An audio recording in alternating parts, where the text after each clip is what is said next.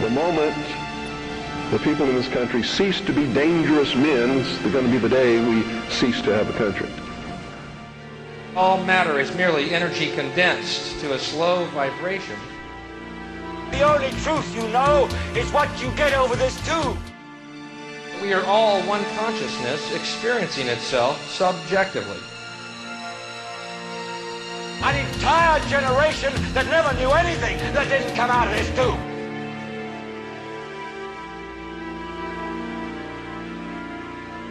This tube is the gospel, the ultimate revelation. Their whole purpose throughout history has been to teach a small number of people how to become adept at controlling everyone else.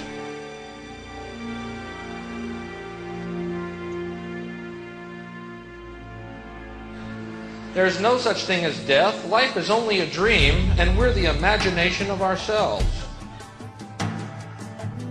The table is tilted, folks. The game is rigged. And nobody seems to notice. Nobody seems to care.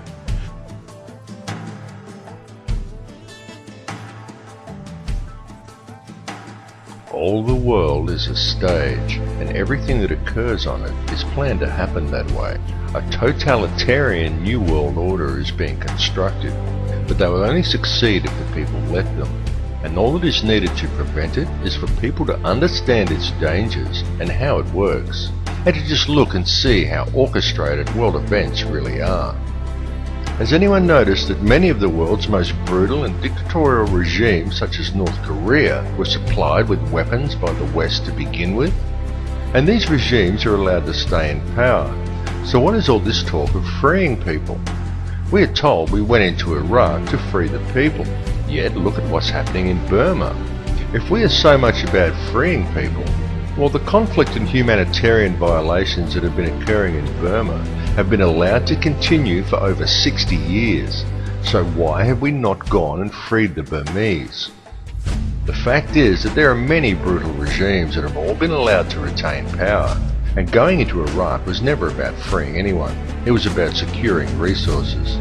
Many brutal regimes have now become our allies, and yet the brutality in these countries continues unabated.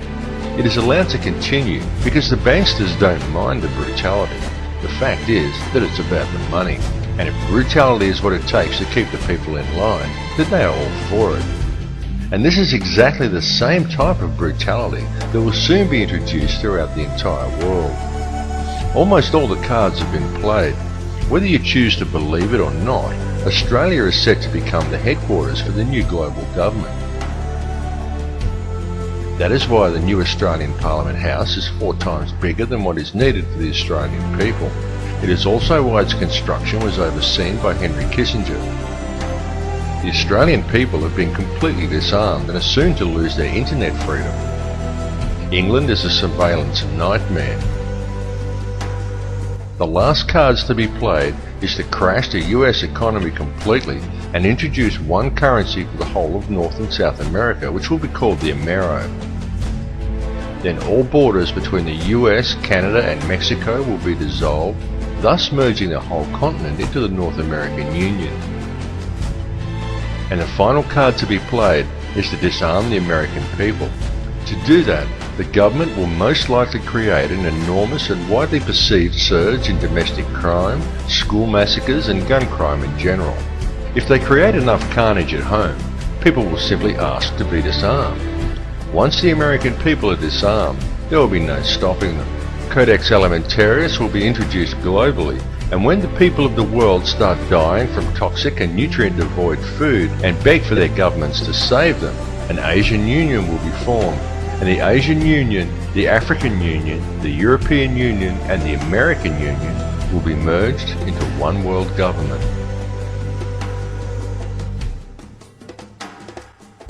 So, what do we do? What can you or I, as little people, do about this situation? Write to your local member? Start a new political party? Run for office? Approach the media? Well, I've tried and they're just not interested.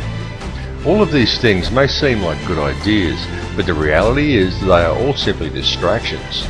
Truly, the best thing any of us can do is to deal with the situation at a grassroots level, because at the end of the day, the best weapon we have to protect and preserve our freedoms is to wake people up. Talk to your neighbours, talk to people on the street, hand out flyers, anything. Just wake people up to the reality that we are now facing. The people of Germany in 1938 were in denial too, and Nazi Germany was but a prelude of what is to come. The blinders simply have to come off. This is a daunting task, but it is one that simply has to be done, because when enough people wake up, we will be able to effect change through sheer weight in numbers. Our only real hope lies in the awakening of the people. The reality is that nothing else will suffice. People seem to think that the New World Order will emerge as one group of people sitting around a table in Geneva, but it's far more sinister than that. The New World Order will be the quiet and unnoticed introduction of a global plutocracy. It will not be one governing body sitting in a room. It will be a quiet merging of all governments and all police forces across the world. The aim is a global two-class society consisting of the elite and the workers, with all dissent squashed and all rights removed. And the enemy is you. Imagine life in a totally controlled and totalitarian society, where every move you make is monitored, where all money is in digital credits attached to a microchip in your arm, where every person must work very hard simply to keep their head above an insurmountable pool of self-generating debt created wholly by design, and where all debts are automatically removed from your account when they are due. A society where rules and labour camps are controlled by a global Gestapo, and where if you make one move out of line or raise one word of complaint, all that is needed to control you is to turn off your microchip. For without the chip, you have no access to funds. You cannot eat or pay rent or do anything at all. With no chip, you cease to exist, except as a dissenter, a terrorist, which means you can be arrested, held without charge, and legally tortured indefinitely. This is the reality that is being created for the people of the world, if the people would just open their eyes to see it. My brothers and my sisters from all across the world, take the blinders off. It's important that you do, because they will only succeed in the creation of such a world if the people allow it to happen. This reality is truly what we make it. We quite literally choose the reality we live in ourselves. Once you fully understand that, the power to change it is simple. Please, take the blinders off. Wake up, because time is running out. Please, just wake up.